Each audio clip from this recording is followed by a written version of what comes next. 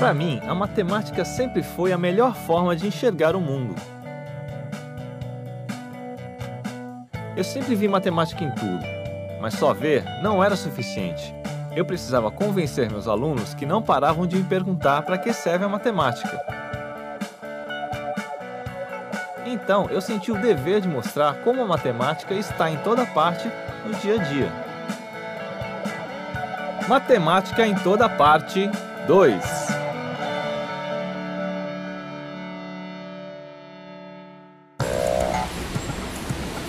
Quando eu era moleque, minha avó fazia biscoitos deliciosos para as festas da família. Hoje, eu posso encontrar uma grande variedade de biscoitos no supermercado a qualquer hora do dia. Isso me faz pensar em como a gente avançou para uma produção industrial em série e muito acelerada. Eu sei que as fábricas são usinas de matemática em ação, e é por isso que eu quero investigar a matemática que acontece nas fábricas de biscoito. Hoje eu vou conversar com o responsável pela produção de uma fábrica de biscoitos, João Leite. João, trabalhar aqui faz você ficar com fome o dia inteiro ou você já enjoou dos biscoitos? Por incrível que pareça, eu não enjoo do biscoito, eu adoro biscoito. Quais os tipos de biscoitos que vocês produzem aqui? O carro-chefe é biscoito de polvilho. Quantos sacos de biscoitos são produzidos por dia? O dia que dá tudo certo, que nenhuma máquina quebra, que a gente torce para que isso aconteça, a gente fabrica 300 mil pacotinhos de biscoito dia. E essa produção é constante o ano todo ou ela varia de época para época? Não, a fábrica trabalha no seu limite, o ano todo.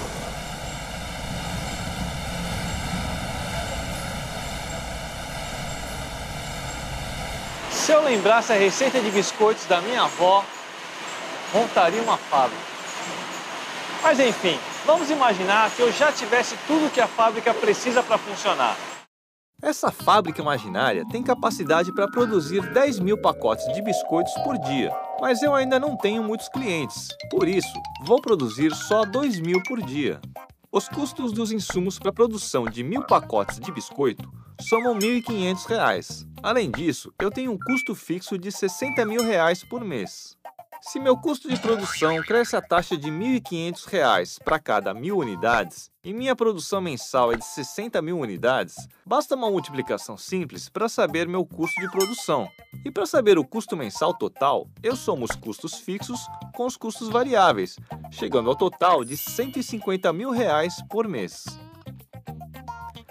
Se eu divido esse custo total pelo número de unidades produzidas, chego ao custo unitário do produto, que é de R$ 2,50, numa produção de 60 mil pacotes por mês. Agora, se a fábrica produzir 120 mil pacotes por mês, eu gasto menos do que R$ 2,50 por pacote. Fazendo a mesma conta, a gente vai ver que produzindo o dobro, eu gasto R$ 2 por unidade, ou seja, 20% a menos em cada pacote.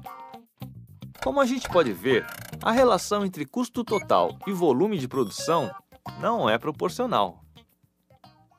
E eu ainda posso conseguir outras vantagens aumentando a produção. Porque quanto mais farinha eu compro, por exemplo, mais barato tende a ficar o quilo de farinha. Isso pode baixar ainda mais o custo de cada pacotinho de biscoitos.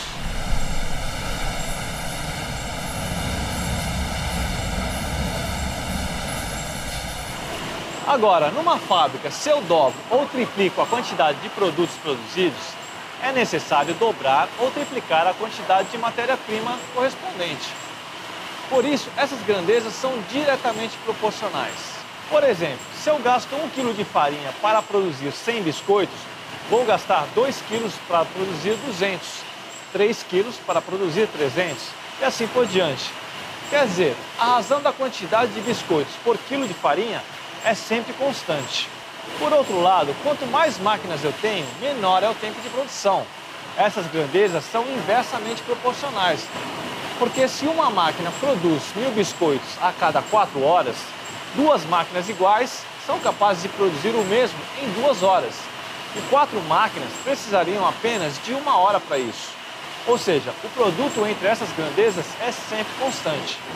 Resumindo, 2 grandezas são diretamente proporcionais se a razão entre elas é constante, e inversamente proporcionais se se o produto entre elas é constante. Minha avó nem sonhava em ver essa quantidade toda de biscoitos de uma vez só. Mas se tem uma coisa que eu posso dizer, é que a velhinha era uma máquina de fazer biscoitos deliciosos. Não importa quantos biscoitos ela fizesse, todos tinham o mesmo sabor, a mesma textura, tão fresquinhos. Enfim, na produção de biscoitos, como em tudo na vida, é preciso ter controle. Muito controle para não sair nada errado.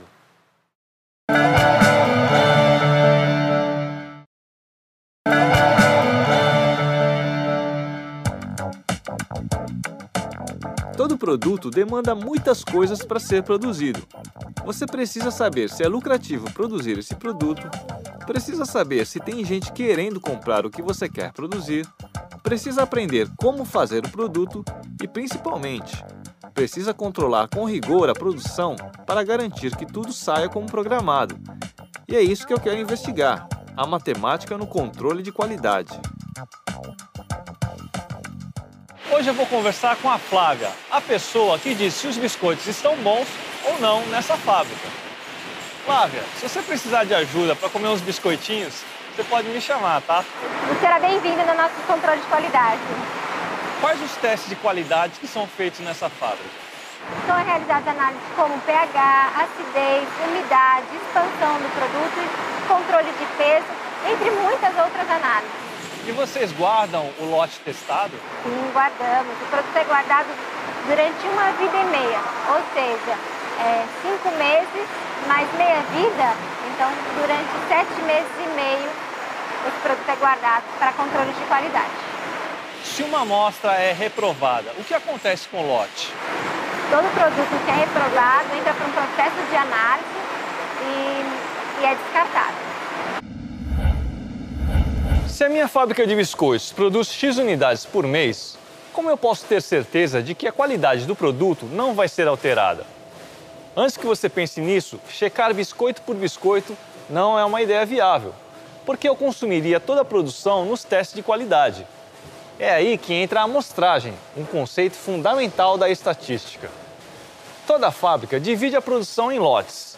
Depois, funcionários do controle de qualidade, como a Flávia, selecionam amostras de diferentes lotes para avaliar a qualidade de cada lote e de toda a produção. Em estatística, a gente chama o conjunto de todos os elementos que estão sendo investigados de população ou universo. No caso que estamos analisando, a população é formada por todos os pacotes de biscoitos produzidos em um lote. Por outro lado, a gente tem a amostra que é uma parte da população. No caso dessa fábrica aqui, as amostras são os pacotes escolhidos em cada lote para a realização dos testes de qualidade. Uma boa amostra é como um pequeno retrato do universo que a gente está considerando.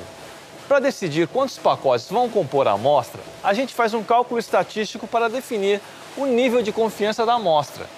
Nessa fábrica, por exemplo, para cada lote com 12.500 pacotes de biscoito, são testados 32 pacotes, ou seja, com apenas 32 pacotes, é possível aferir com uma precisão de 99,9% se o lote com 12.500 pacotes está perfeito ou não. Quer dizer, com conceitos básicos de amostragem e, é claro, um bom conhecimento do produto, qualquer empresa pode fazer um controle de qualidade bastante confiável. Mas não é só nas fábricas atuais que a estatística ajuda a gente a entender as coisas. A prática de coletar dados atravessa quase toda a história das civilizações, com registros muito antigos na Babilônia, na China e no Egito. Em Roma, de onde vêm as palavras estatística e censo, era comum que todo o império passasse por um grande processo de coleta de dados. Mas foi só no século XVII, na Inglaterra, que os cientistas passaram a tirar conclusões sobre os acontecimentos sociais e políticos a partir de dados coletados. Era chamada aritmética política, que evoluiu para o que a gente conhece hoje como demografia.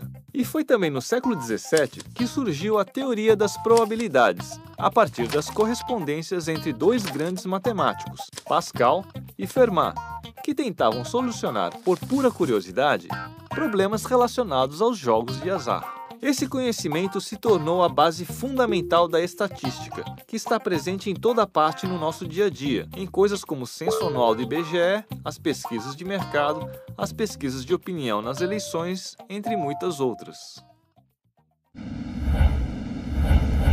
A produção industrial é um processo bastante complexo que depende de muitas coisas. Mas seja para administrar as fábricas ou para controlar a qualidade dos produtos, a matemática funciona como um dos principais combustíveis dessa engrenagem toda. Por essas e outras, é que a gente pode dizer que para um matemático visitar uma fábrica de biscoitos é sempre uma experiência deliciosa.